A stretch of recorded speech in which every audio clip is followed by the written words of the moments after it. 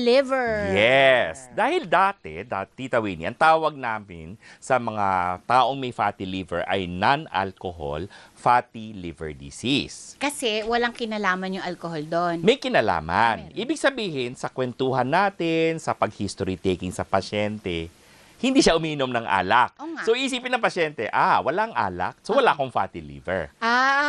Okay. Kuha mo? Okay. So, nalilito tuloy ang mga pasyente. Dok, hindi nga ako nag-aalak. Bakit may fatty liver? Correct. So, yung world of nag-gastro, ginamit ang bagong pangalan. Napaka-nosebleed. Nosebleed kaunti. M-A-S-L-D. MASLD ang tawag. MASLD. M. Metabolic dysfunction. Metabolic dysfunction. Associated. Steatotic. Ito ang medyo medical. Steatotic means fatty. Medical term. Steatotic. Which is in reference to the liver. Fatty. Steatotic liver disease. MASLD. Bakit binago? Dahil, ito na, ang ganda ng pangalan. Pag sinabing metabolic dysfunction, sino at ano ang mga sangkap ng isang taong may metabolic syndrome? Okay, Isa na dyan, katabaan, obesity, hypertension, diabetes. Mga comorbidities. Yes! Yan ang tawag dyan. Okay, may sinabi na, obesity, hypertension, diabetes, mataas ng triglycerides. Okay. Bad Bad cholesterol. Oo. Mababa ang good cholesterol. HDL, Low LDL. HDL. Ito na. Any 3 out of the 5 na binanggit ko, metabolic syndrome ka na. Na nakakaapekto sa atay. Nakakaapekto, siya po ang gasolina. Siya ang hudyat kung bakit nagkakaroon ng fatty liver. Bakit? Okay. Wait lang. Doon sa mga sinabi, obesity, kasi ba mataba siya, kaya mataba rin yung atay niya? Ganon? Pwede. Dahil all of this, Tita Winnie, di ba? Alam mo yung tungkol sa diabetes. Anong kinalaman ng diabetes? Ba't nasisira si bato? Kidney. Hindi ba? Nagkakaroon ng dialysis problem yung iba. Nagkakaroon ng diabetic cataract din. Asukal lang pinag-uusapan. So, ibig sabihin nun, maliban sa mata, katarata, maliban sa problema sa kidneys, ay pwede rin siyang cause ng fatty liver. Ang alta presyon, hindi ba, nagkakaroon ng problema din sa kidneys. Okay. Hypertensive nephrosclerosis. Nagkakaproblema din yan eh. Nagkaka-stroke sa hypertension, tama? Di yun na. Meron din epekto ang hypertension, daloy ng dugo, mataas ang pressure, na mag-create ng taba sa loob ng atay. Triglyceride, alam mo na yon, galing sa mga carbohydrates natin, di ba? At syempre, bawas ang good. Wait lang, Doc. Isa-isahin I-explain natin. yan. Sa diabetes, kasi yung obesity at saka yung matataas na triglycerides, parang for me, mas madaling i-explain. Mas madaling maintindihan.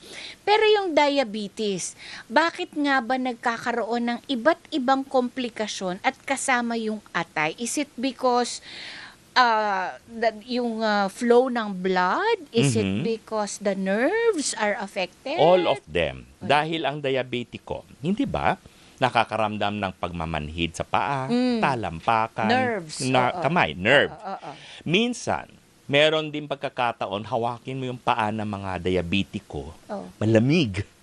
At iba naman nagkakaroon ng pagbabago ng kulay. Parang darkening of skin. Pero yung mataas na to. Yes, pero process yan. Hindi kailangan na mataas. Chronicity na poor control. Na mahaba. Yes. Long playing ito eh. Kaya metabolic ito. Na pinababayaan. Oo. Or kumbaga, may time na okay ako, may time na hindi ako okay. Hindi pirming fixed at controlled. So, anong, sa ano? Di syempre, ang atay, kailangan niyan, ang trabaho niya ay may metabolism, di ba?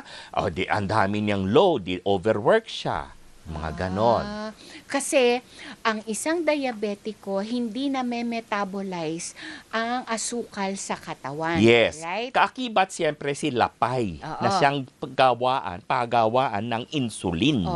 So, kung kulang Kung kulang, di syempre, dapat meron tayong, ang liver is capable of keeping sugar. Gluconeogenesis, nag-create ng sugar. Okay. Pag low ang sugar mo, ang liver natin ang siyang mag-breakdown ng glycogen sa liver at sa muscle. Glycogenolysis. Kaya minsan, pag namumutla, nanghihina ang tao, yung liver ay siyang magbe-breakdown ng mga storage. So parang ginulo natin siya, nawala ang balanse. Kaya nagkakaroon ng fatty? Yes. Bakit fat? Fat. Siyempre, parang steak lang yan. Okay. Parang pagkaing baka o baboy, di ba? Meron tayong karne, lalin, meron tayong layer na fat. Tinatapon natin ang fat. May trabaho ba si fat? Wala. Hindi natin magagamit. Meron din. Well, to keep us warm, to provide energy, pero in excess ito. So, hindi na na-i-expel na? Hindi. Kumbaga, sobrang-sobra na to, nakikisingit na siya sa mga laman ng atay. Nawawala tuloy ang tunay na kapangyarihan ng atay. Na iniipit niya.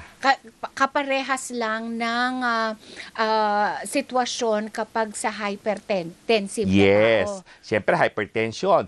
Ang pagdaloy ng dugo mo, liliit and everything. Kasi hindi ba, mas narrowed ang blood vessel, mas malakas ang ilalaban niyang pressure para makapag-circulate. Di siyempre, may mga madeded na lugar.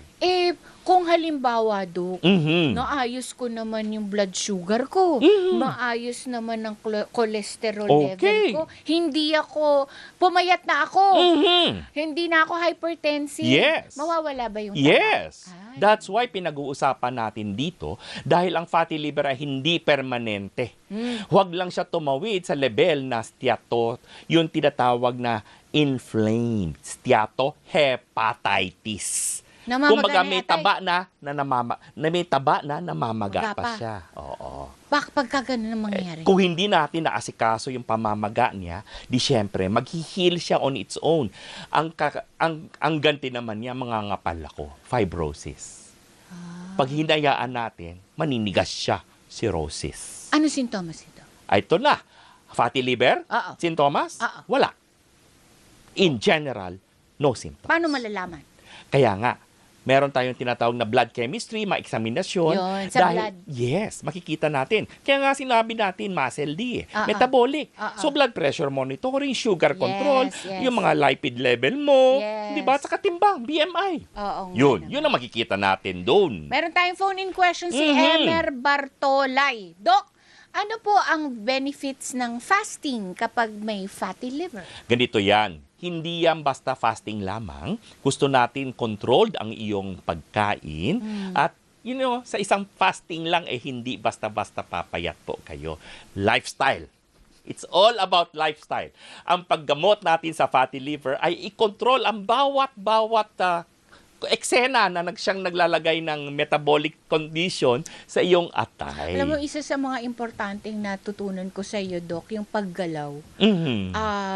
Hindi, dapat gumagalaw tayo. Oo. Like, ako, kanina, hindi ako nag-escalator, nag-stairs. Di ba? Kaya pag nag-stairs po tayo, lalo na sa pagbaba, dahan-dahan lang. Para hindi po masakit sa tuhod. Oo. Di ba? At saka isa pa, number 2 na natutunan ko kay Doc Dennis, listen to your body. Oo naman. It talks to you. Kinakausap ka. Pagod ka na. Huy, matulog ka. Oo, mamaya. Diba? Si Fox 6426, fatty liver po ba ay hereditary? Generally? Ito po ba ay nagagamot at di na magkakaroon pa ulit? Ako po ay walang bisyo. 58 years old po ako. Hereditary, hindi. Pero, pwede bang maulit? Yes. Kung hindi kontrolado po ang blood pressure, asukal mo sa dugo, at yung timbang nyo po. Siyempre, ang lifestyle nyo. Nasa Facebook at TikTok si Doc. Pwede nyo ako i-follow sa ating official name at Doc Dennis Official. Mag-like, mag-share, at para sa ibang pangapayong medikal o anumang makabulang huntahan na may kinalaman sa kalusugan, mag-message lang po kayo.